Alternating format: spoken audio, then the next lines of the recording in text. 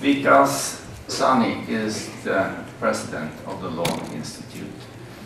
He is a cardiologist. He has been in clinical practice for 20 years. He has been an entrepreneur, founding a company working with the technology to monitor conscious patients in the OR. And for several years, he has run a global network, a health primary care network. So he has a large experience, and since I guess since 2007 he has been at the Lown Institute. So welcome, Vikas.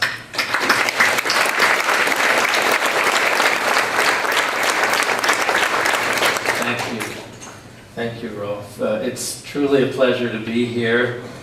I was delighted to get the invitation. It's been a long-standing wish of mine to be above the Arctic Circle and to visit this country. As I was saying last night at dinner, I hope to buy real estate here because in another 50 years, this is going to be one of the busiest places on the planet. I'm not sure you wanted to hear that.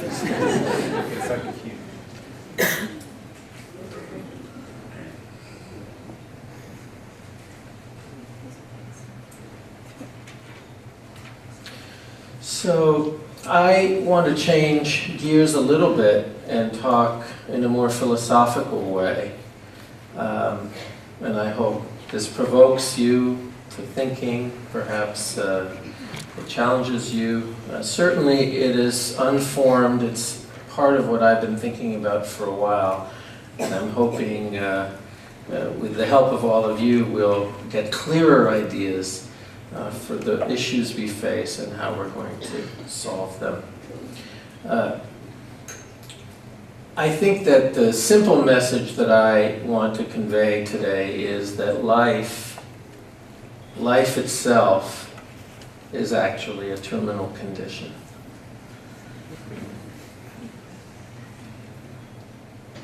You mentioned on the phone that you've had some dizziness. Yes, a little dizziness, and I think I'm developing a hearing loss in my right ear. Oh, my left ear. No, I'm sorry, it's my right or my left ear. Now I can't remember. Okay, let's take a look.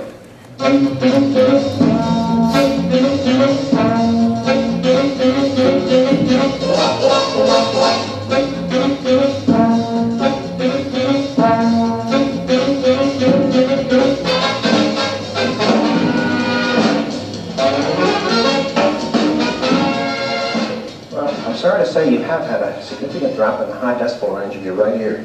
Really? You've been exposed to a loud noise recently? You had a virus? No, I've been perfectly healthy. You know me, I always imagine that I have things. When did you first notice this? Well, about a month ago. What do I have? You've had some dizzy spells. What about ringing and buzzing? You notice any of that? Yes, now that you mention it, I have buzzing and also ringing and buzzing. Am I going deaf or something? And it's just in one ear. Yes, is it healthier to have problems in both ears? Okay, what's the matter with you? You don't eat. I feel dizzy. I don't feel well. Do you hear a ringing? Is there a ringing sound? Yeah, hear it. You don't Hello? like that. Yeah, we're gonna be working late tonight. No water out, sorry, yeah. If I have a brain tumor, I don't know what I'm gonna do. You don't have a brain tumor. He didn't say you had a brain tumor. No, naturally they're not gonna tell you because, well, sometimes the weaker ones will panic if But you tell not them. you. Oh, God. You're a buzzing. Is there a buzzing? Nicky, come on, we got a show to do. I can't keep my mind on the show. But there's nothing wrong with you. If there's nothing wrong with me, then why does he want me to come back for tests? He has to rule out certain things. Like what? I don't know, cancer. Don't say that. I don't want to hear that. Don't mention that while I'm in the building. But you don't have any symptoms? I got the classic symptoms of a brain tumor. I'm dying. I know it. There's a spot on my lungs. Now, take it easy with it. It's not on your lungs. It's on your ear. It's the same thing, isn't it? Oh, geez, I can't sleep. Oh, God, there's a tumor in my head the size of a basketball. Now, I keep thinking I can feel it every time I blink. Oh, Jesus. He wants me to do a brain scan to confirm what he already suspects. Look, I'll make a deal with God. Let it just be my ear, okay? I'll go deaf. I'm blind in one eye, maybe. But I don't want a brain operation. So, almost a perfect depiction of what happens on a daily basis in many clinics and at home. So, we're all going to die. As far as we know, we're the only species that is aware of that fact. And I suspect that that has a lot to do with how we react when we become ill. I think it's really one of the deepest mysteries we face. We don't quite know what it means, but it's very poignant. And I think we need magic and we need ritual. And we need these things in order to keep that awareness from flooding in on a daily basis. It allows us to get our work done every day. And it may even be that there was a Darwinian selection process that allows us to do this and get on with our day. You might say that we must think magically. It's almost in our DNA. So, as we heard from Shannon, there are really a myriad of drivers of overuse. Slavish devotion to technology, lack of evidence, fear of uncertainty, certainly an inability to share decision-making, poor communication, patient demand. I mean, these are all things that I think we know and are aware of. But I want to suggest that really it is this issue of fear of mortality that creeps in with the slightest sniffle on the nose or a little sore throat. And I see this, I've seen this in patients when they're 90, because when they're 90, the next thing could be the last illness. You don't really see it in people in their 20s, but I suspect somewhere we have this worry. And it's always there. Well, the earliest practitioners of medicine, were shamans, And this is a picture of a shaman that was described by the earliest European who was a Dutchman who was traveling, and he gave this rendition in the first published work in the 17th century. So anthropologists theorized that shamanism was a magic practice to ensure a successful hunt or the gathering of food. Undoubtedly, it's very ancient, probably the Paleolithic, long before we invented agriculture. And I think it speaks to a deep need we have for magic. So the question I have really is, do we still? Well, certain parts of the world we do. This is a drum. It's probably from a region near here, if not right here. I don't know, but I'm sure you do. But here's the tarot card for the magician. And really, fundamentally, what we know is that the shaman or the magician is the mediator between ourselves and the spirit world. And medicine evolved in that way initially. And I think, as we saw in the Woody Allen film and elsewhere, even the most trivial condition evokes this. And so today, the question is what role is there for that belief or that need or perhaps that problem? Well, Abraham Flexner, who was an American, was asked by Carnegie initially and then the Rockefellers and others to look at American medicine. And he issued a report, and we call it the Flexner Report. It was written in 1910. And what he said was there's too much magic, there's too much charlatanism, too much snake oil, and we have to get rid of it. We have to be scientific. We need the scientific method. We need rigor. All of which was true and remains true. But there were some consequences of the Flexner Report. Many schools of medicine were closed, including those that were historically African American, those that had predominance of women. And in general, as the scientific medicine movement took off, the alliance with corporate interests and new forms of research, new types of technologies became stronger and stronger.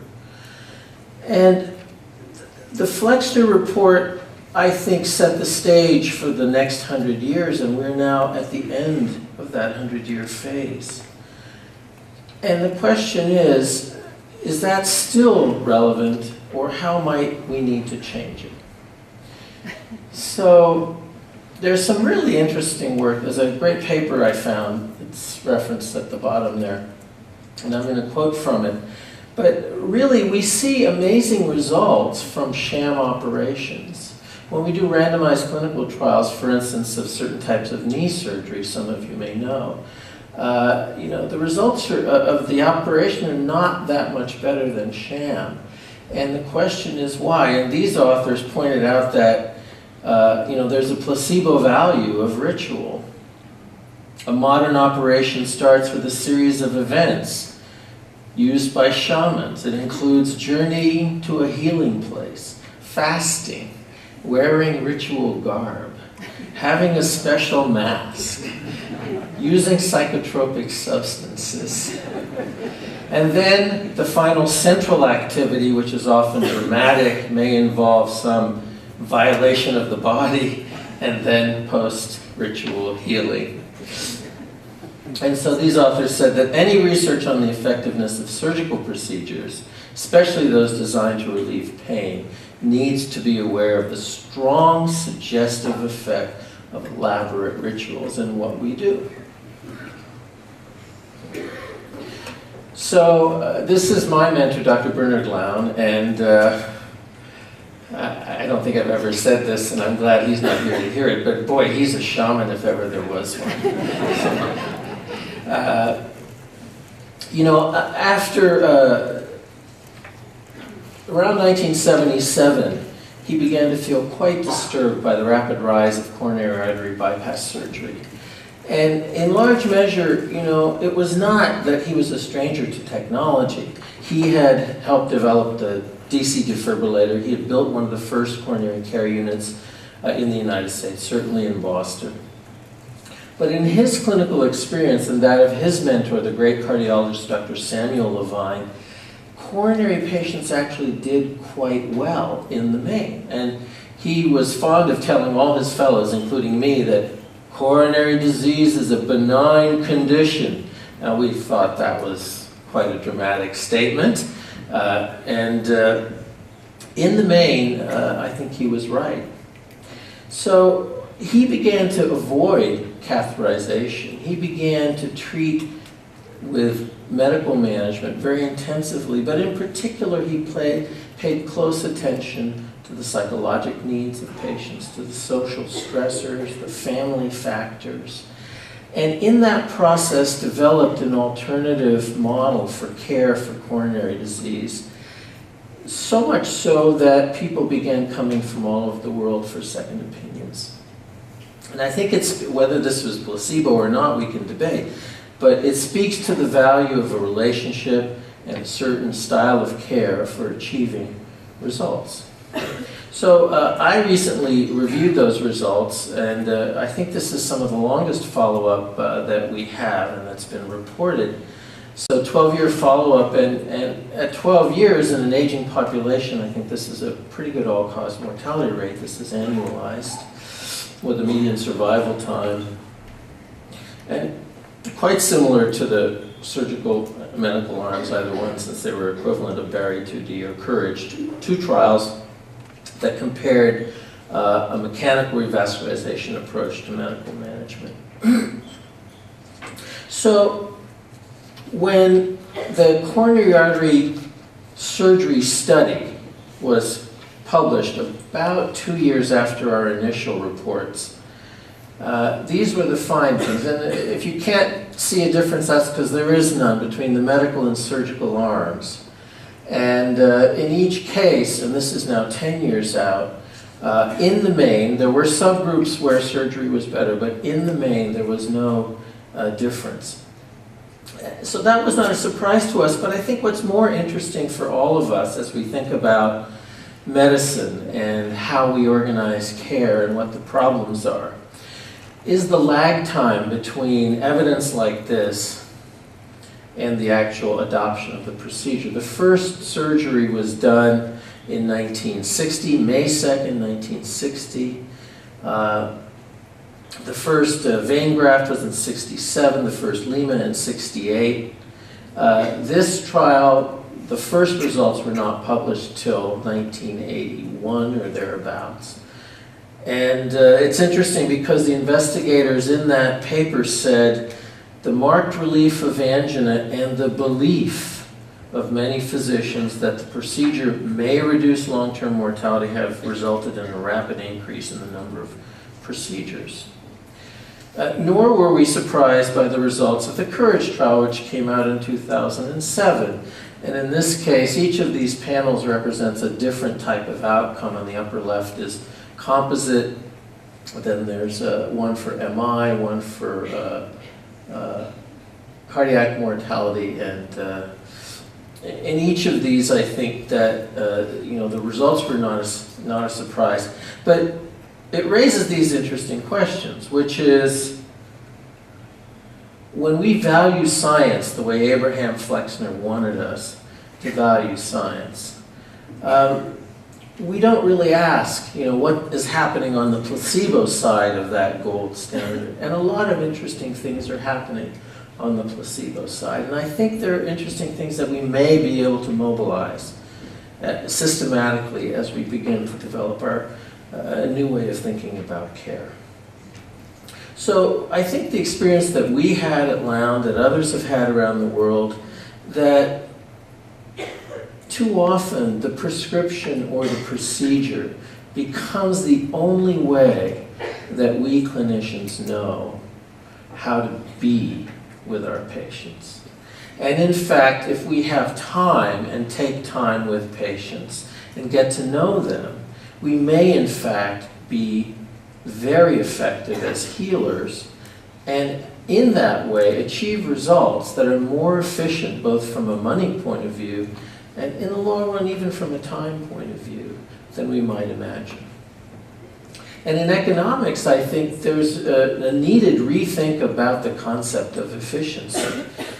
So that's a long dissertation that I won't get into here. But there's no question that for certain types of interactions, the most efficient is to spend more time, not less time. And I think healthcare and medicine in particular is one of them. So, Shannon talked a little bit about the different drivers, and I think there are definitely technical ones. There's an over-reliance on pathophysiologic reasoning or anatomical reasoning, over-reliance on surrogate outcomes, many of which sound right but end up not to be right in the real world of complexity, both of physiologic complexity and the social complexity that we all live in. There's clearly a pro-intervention bias, especially amongst younger clinicians, I think. Those of us who've seen the harms after many years know that that decision is always a fateful decision, and it seems like it's the right decision, but one isn't always sure, and it adds a layer of caution, I think, for older physicians. Clinical practice guidelines. Sadly, I don't think we can simply rely on them. It turns out that many of them are not based on the kind of gold standards of evidence we would all like to see. They're expert consensus opinion, often with conflicted parties helping to write them. And yet, what I'm saying is not new. I think many people know about this. Many people have thought about this. And, there are various proposals for solutions, and what I will call a sort of Flexnerian one is, evidence-based medicine. We need evidence-based medicine. As I like to say, it's like what a Western journalist asked Gandhi one time, what do you think of Western civilization? And Gandhi reportedly said, I think it would be a good idea. And so in the case of evidence-based medicine, randomized trials aren't always available, and I think even more importantly, there's the problem of the dark matter. That's the trials that don't get done, that don't get funded, that there's no vested interest to do the trial, and yet the results might well be actually very important to how we manage things. It presumes that the RCTs are actually replicable and unbiased, and I'm not sure we can say that with confidence every time. And it presumes that the results of evidence are actually translated into practice. Or, to put it a different way, that the mere publishing of a paper and the dissemination in the profession is enough to translate into practice. And all of those things, I think, are problematic, and sometimes they're problematic for intrinsic reasons, human nature. Sometimes they're about interests, competing interests, vested interests. And it's about who generates the evidence. So part of what I think we face is this idea, as Shannon called silver bullets, the idea that there's a penicillin that you can take, and it takes care of this one molecular problem and creates a cure. And we all know that is extremely simplistic. But that is one of the consequences of a reductionist scientific framework in which we keep searching for the individual molecular patterns, and we forget that improved detection or some other marker or technique is not the same as improved health. And all of us, I think, are aware of this in various fields. In my own field, the troponin leak. You know, the number of times you see residents treating a troponin leak as if it's the same as a non-QAMI, or pulmonary embolism, where the resolution of the technology has reached a stage where you can detect things. The question is, should you call them a pulmonary embolism? Or is it just a clot that we all have and walk around with every day and then it dissolves? We don't know the natural history. We don't know for sure if it's the same illness. And yet we name it the same, and then quite often it creates a cascade of effects.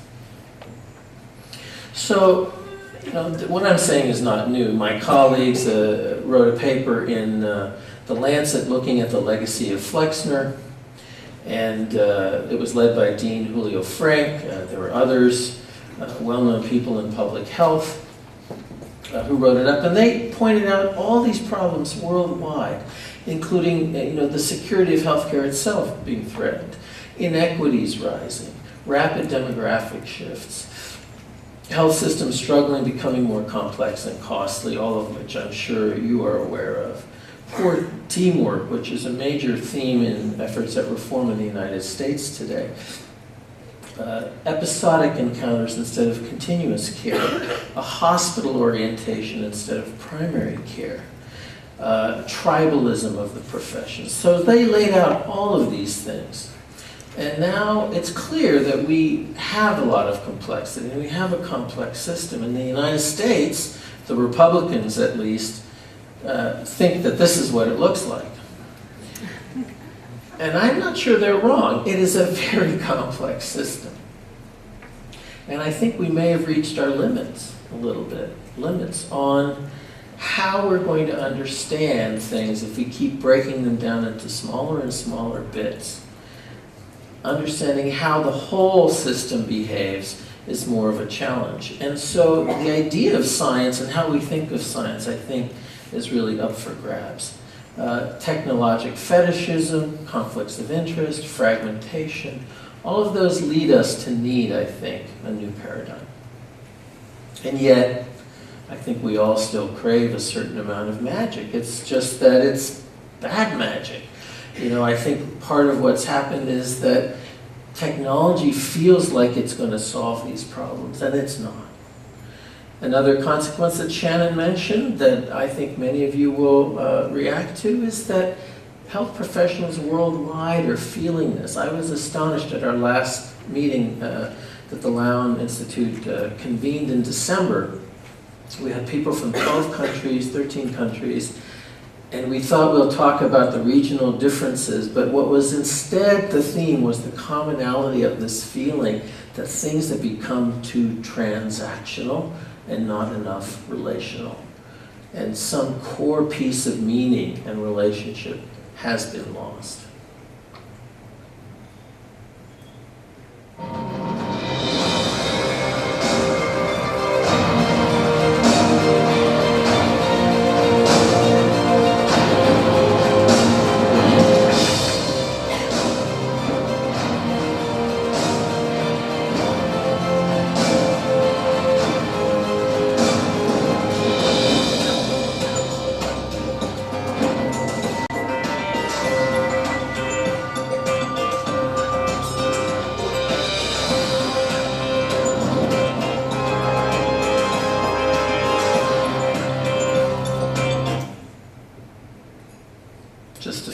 the advertisement for a clock, a watch. But it illustrates a certain way of thinking, and the question is the human body that? Are people that way? You know, is that what we really are? And I think we would all agree that's not true, but we're struggling to think in a different way about how it might be different. Have you ever wondered how thousands of birds move in amazing patterns like this? Ever watched fish schooling and wondered how they coordinate their movements? When you're looking at a flock of birds or a school of fish, you're watching the behavior of a system of many interacting parts. In this case, individual birds or individual fish are the parts. Systems where unexpected patterns emerge as a result of many individual parts interacting are called complex systems. The study of complex systems has recently been recognized as a new type of science.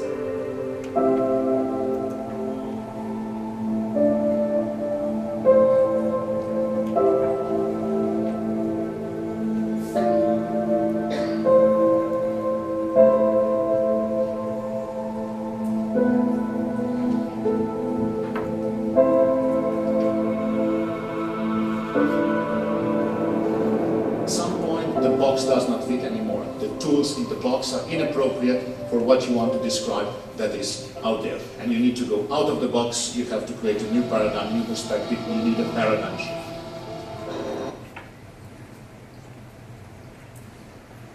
So people are beginning to recognize this. I'm certainly not an expert in some of the details of what is these days being called network theory or network medicine. But I do know enough to understand that there are new ways of thinking and new paths that we need to take. And it got me wondering whether there aren't really quite simple forms of understanding of these large complex systems. And mathematicians have begun to recognize that there are simple, what they call sort of universal laws. When computation becomes really difficult because there's so many moving parts and interaction, it turns out that they call this the curse of dimensionality, but it turns out that when they become large enough, you can find fairly simple, very interesting and helpful universal laws. And quite a few of these have been described, and we know one of these in medicine actually quite well. We just know it. We haven't perhaps thought of it in that way. And that's the normal distribution. You know, when you really think about it, we use it all the time, but the normal distribution, the central limit theorem basically states that, you know, with the repeated sampling and repeated iteration, you know, your estimate of the mean is going to converge. And it turns out that that is true whether or not the population distribution initially is normal or not. But even more importantly, it seems to be true for all sorts of different phenomena that seem unrelated. Things like height, weight, the incidence of accidents, you know, profits in corporations, particles in a physical system. And so that distribution is a simple universal arising out of a very complex set of interactions.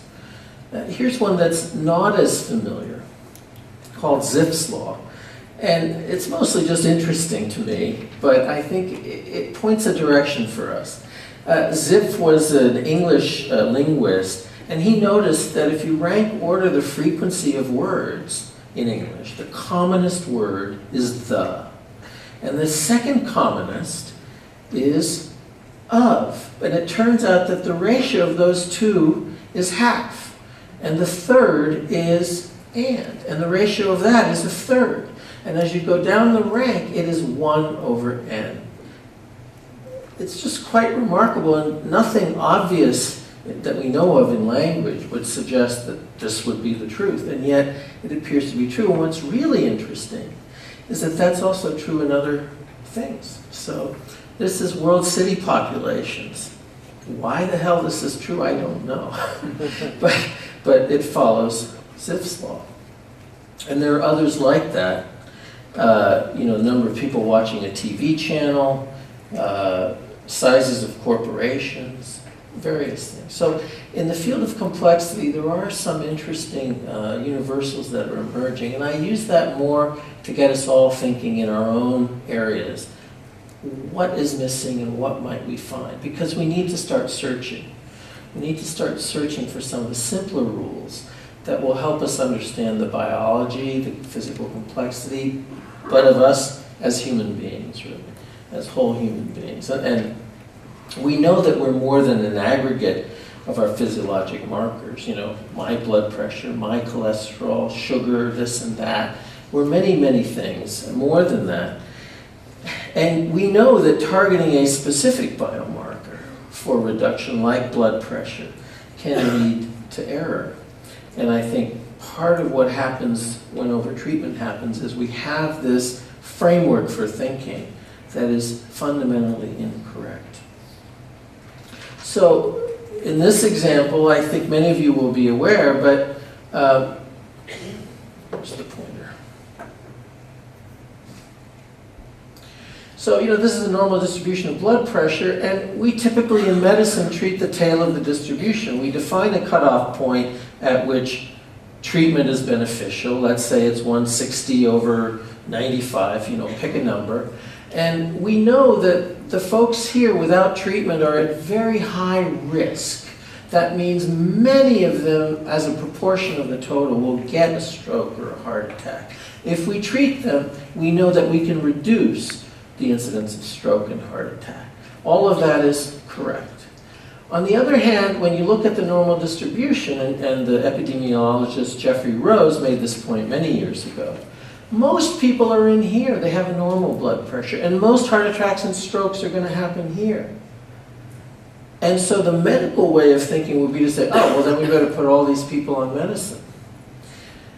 But there's some problem with the math, and the problem is that the side effect of the treatment is sort of a fixed. And for the same reason that most of the people are here, a low rate of harm, as Shannon pointed out, a very low rate of harm applied to a large population will lead to very large numbers of side effects and far fewer benefits. And so this is one way in which overtreatment happens, thinking about us as individual particles of this cholesterol or this blood pressure. But it's actually even, I think, more interesting if we start looking a little bit further, because we know that there are other approaches. So we know that society-wide efforts can move the whole mean of the distribution. And even if you move the mean a little bit, you get a massive improvement in avoidance of strokes and heart attacks. That's typically a public health measure, like salt reduction. That was done in Japan. In northern Japan in the 1960s, there was about an 80% reduction in the incidence of strokes, fatal strokes. The UK is currently embarked on a national program to reduce salt intake through working with food manufacturers. And those kinds of measures do have an impact, very different from a medicalized model. So we're not helpless, and I think if that weren't complex enough, it's even more complicated. Because this axis is that bell-shaped curve I showed you of the blood pressure distribution across the population.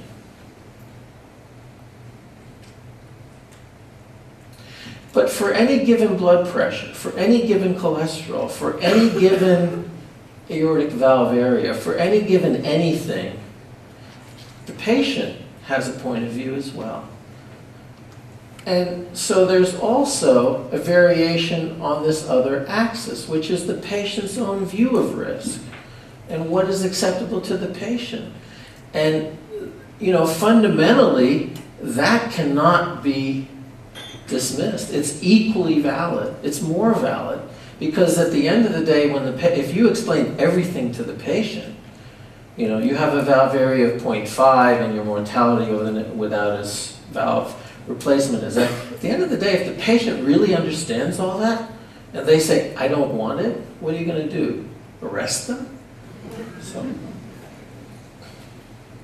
So we know about shared decision making. This is just a screenshot of one computerized version of shared decision making. And I think the interesting take home here is the point that Shannon has already made, that when shared decision making is deployed, we see a systematic reduction in the choice for more invasive procedures. So for early prostate cancer, 50% more likely to choose watchful waiting. For stable coronary disease, 20% less likely to choose the intervention. For hip and knee arthritis, 20 to 25%. So we do have some idea from randomized trials of shared decision making how much unwanted care may be just built into the system. And I think nothing is better proof of the generalized systematic bias towards a little more than really people want, our populations want, than this data stream. And the interesting thing to me, the really interesting thing, is that this is not just true in the United States with its famously aggressive medical system, at least for those who have the money. Because this is a study out of Dartmouth, and the question is, who decides the right rate?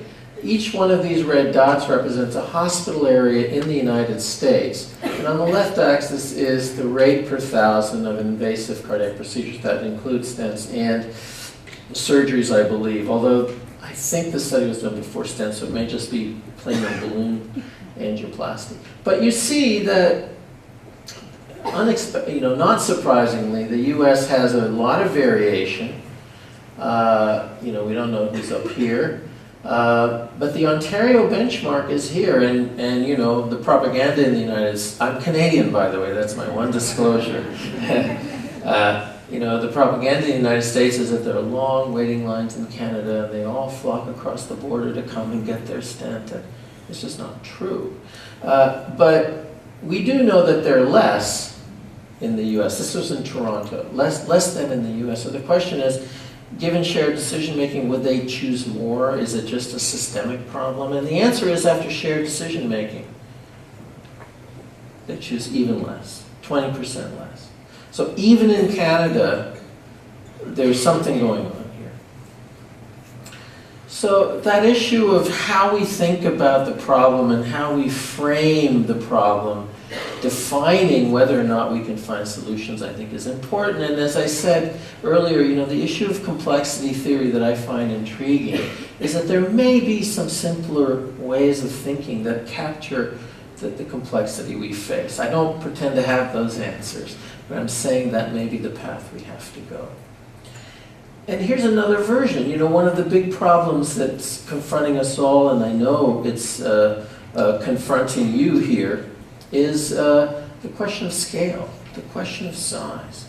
What's the right size for hospitals? What's the right size for clinics? What's the right size for patient panels? Well, I don't know, but here's something interesting.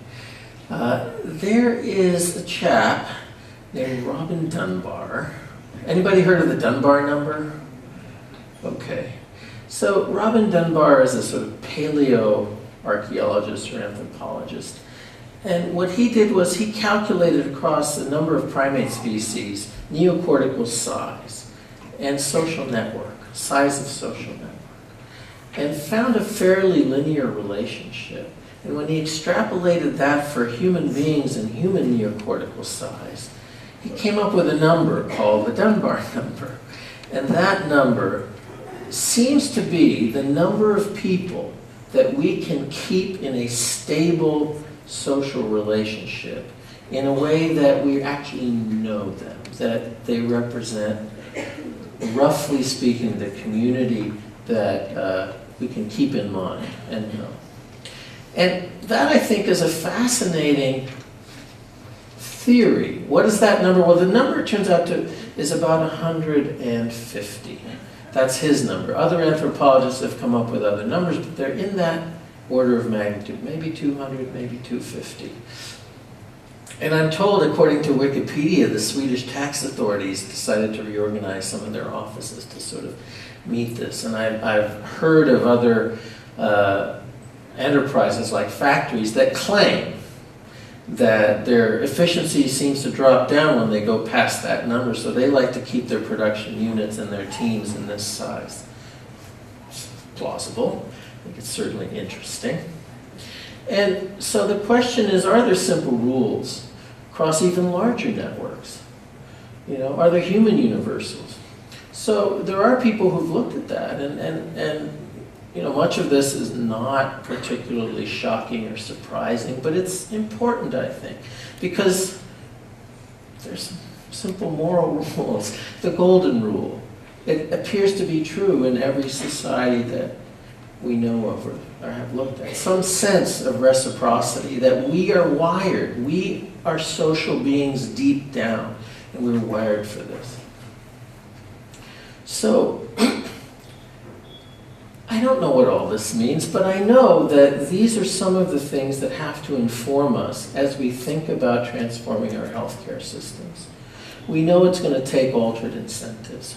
We know it takes data collection. It takes data mining, analytics, lots of things that are happening. We know for sure it's going to need a change in education and in training. Probably some version of an understanding of our own resource utilization as we make decisions. Though I must confess, I don't like that way of thinking. When I'm in the exam room with the patient, I don't really care what the budget is. It's what that patient needs at that moment. We have to design systems that allow for that and still get the right care.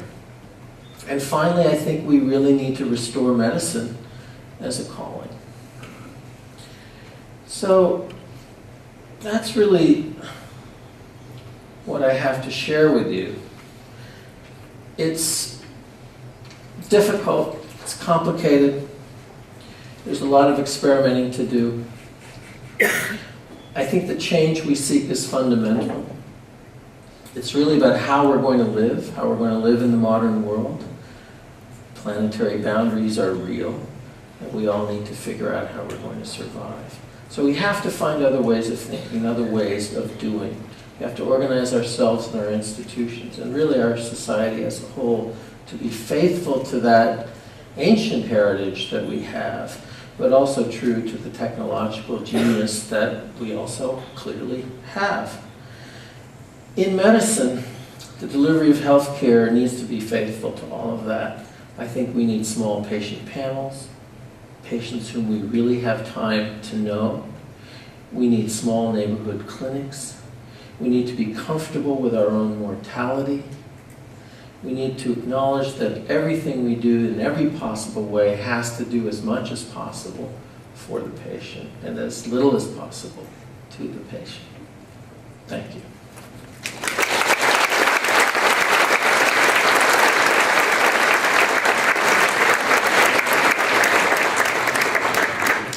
Thank you very much, Vikas. It was a philosophic view on the theme, and yeah, it's fit well in. So thanks a lot. So, do any of you have a question for Vikas? Anyone with a master in philosophy here?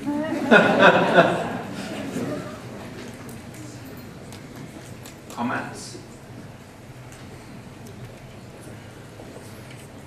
Anyway, thanks a lot.